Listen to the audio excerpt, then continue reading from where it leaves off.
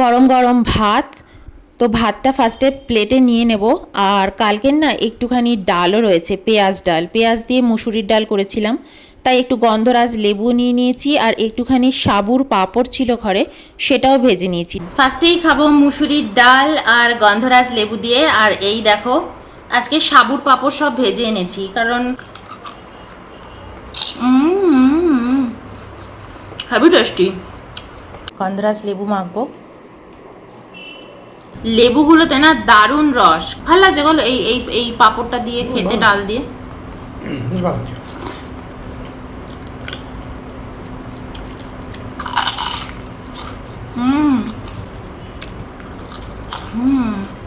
Heavy লাগছে গো।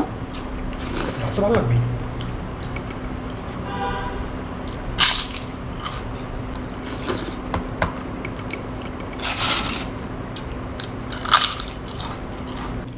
দেখো মাছটা কিরম টাইট হয়ে গেছে। ফার্স্টেই চলে যাবে অয়নের পাতে।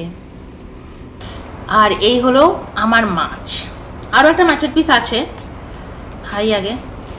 আর আমার তো একদম এরকম তেলালা মাছ খেতে ভীষণ ভালো লাগে।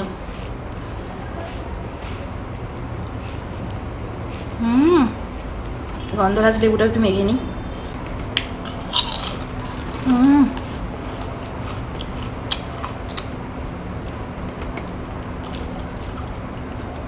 অন্ধ্রের মাছ নয়, তাই না বলো? সব কথা দামও বেশি নেয়।